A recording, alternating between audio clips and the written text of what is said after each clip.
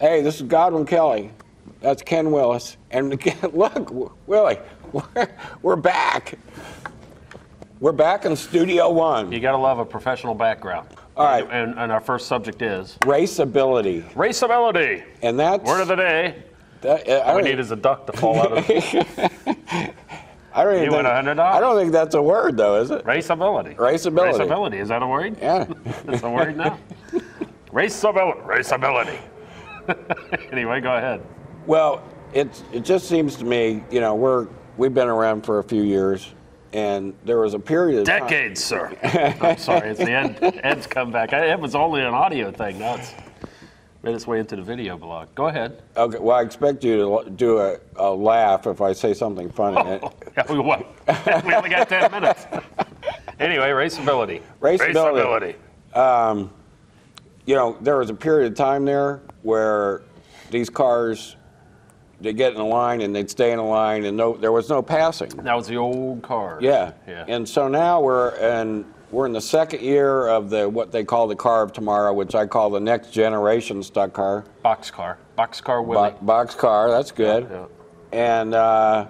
And it reminds me back, you know, pre-restricted plate days when you could actually get one car, and Mark Martin showed this in his qualifying race. He took an outside line and he got around one car and he got steam, and he was going to pass Kyle Busch if Kyle Busch didn't slip up to block him.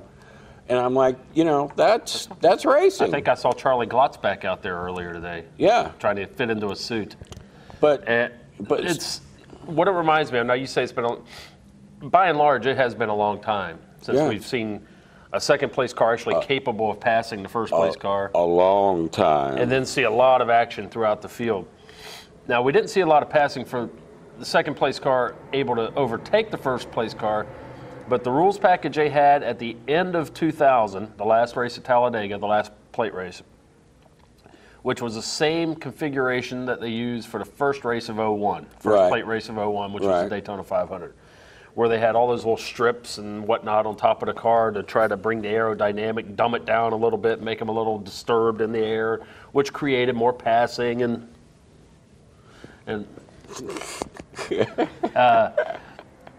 but what happened there was Earnhardt was killed on the last lap of that 500. So among the things that were blamed, assigned blame for that was the fact that they had this new plate racing configuration, which led to a lot of squirreliness, a lot of give and take, and you know, and it was a bunch of wild traffic. He was caught up there in the end. So they went away from that. And then they went back to the stuff that was a little more predictable and a little more manageable. And that's the way it's basically stayed right up until the car of tomorrow came along last year. And now these things are proving to be pretty racy, at least here. And they don't have like the downforce grip like the old cars. The downforce grip. It's catchy, isn't it? Yeah. Is that fun? Yeah. Well, you know, you've got two of them yourself. I've been trying to tell you for years. In the paper. Every year, we get a driver in the paper, in a picture, and they're going like this. Oh, yeah. It's one of the garage shots. They get one driver talking to his crew chief, and then the little cut says, driver Joe Smith discusses strategy with crew chief Jim Smith. So anyway, what I do is I use that same thing when I'm describing trying to get into the food line. Willis got ahead of me, and then I jumped in behind him and the head of the... But you can do one of these. You can slingshot the whole field, just go get cookies while they're all dishing potato salad and everything. Right around the end. Well, it's even faster. Oh, look. Oh, sorry, that's a business card. I thought I had a wafer in there. It's even faster when you're going to the salad line.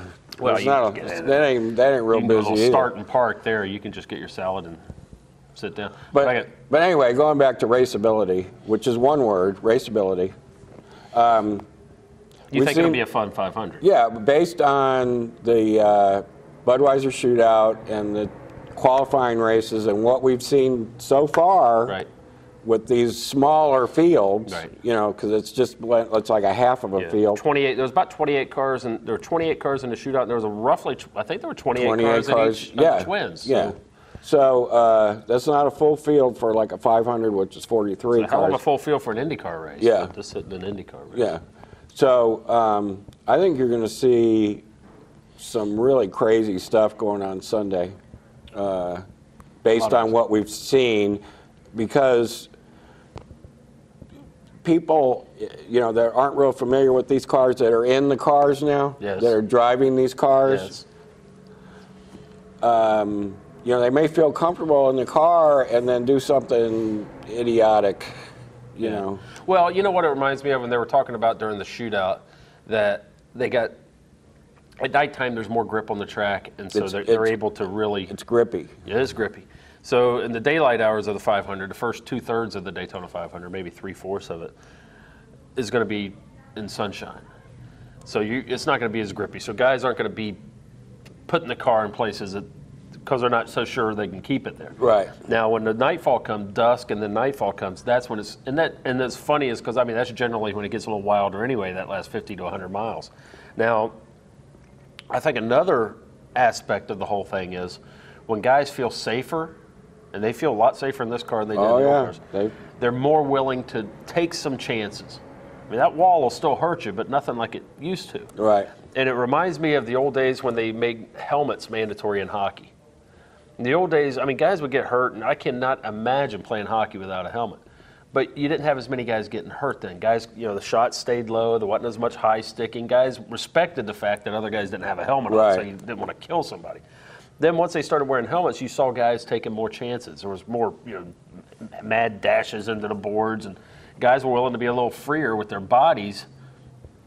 I hate to say that around you too loosely, but they were a little freer with their bodies and the physicality when they felt a little more bulletproof. Right. Now you get in these cars, you don't ever want to say somebody's bulletproof, but they're as close, knock on wood, as close as about as close as they can get at 190 miles an hour inside these cars. Now there'll be more advances through the years that make these even look primitive by comparison, but they're certainly a lot more womb-like than they used to be, which I think indirectly leads to guys taking some chances that they might not normally take. Well, and then you got guys that don't have a lot of experience.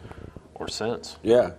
So ain't got good sense. Everybody's going, Joey Logano's a great race car driver. And, well, he's 18. He's never been, what Darrell Waltrip always said? He goes, that's the kind of move made by a guy who hadn't hit a wall real hard yet. Right. Yeah. Once you hit it real hard and learn it hurts, you stop doing things like that. Yeah. What's next on your little putrid agenda? 1 minute for the surprises from the qualifying races, because you did a column on it. Oh, I did. Yeah. Yes, I wish I had it here in front of me. I'd sound really smart.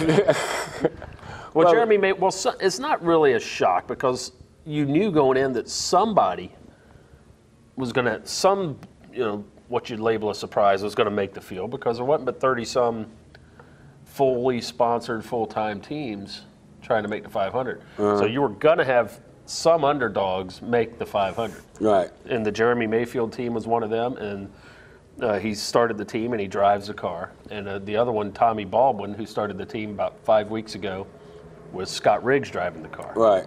So there's two that jump right out at you. Yeah, but that makes it fun.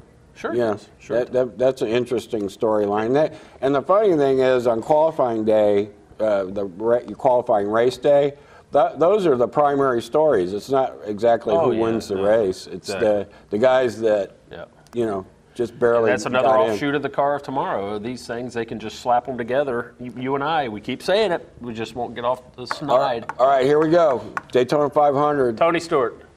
I know what you're going to ask before you ask. Tony Stewart. I'm going to go. Save the tape. I am going to go with Mark Martin, based on what I saw. Based on what I saw Thursday. Boy, Mr. Softy. That guy has got a fast car, and he's like. He's going to take it right to second place. I don't think he's mean enough to steal the lead from somebody there at the end and then block him and do what he has to do to win. I don't think he's mean enough to do that. I think he. You think he might be? I think he could. No, I think he could do it. Anything. All right. Well, we'll find out Sunday. This is Godwin Kelly. That's Ken Willis. You know what I didn't do this whole podcast? What? This. Okay, we're getting out of here now. Come on, one time. Come on. You want to go in the cloakroom? Yeah.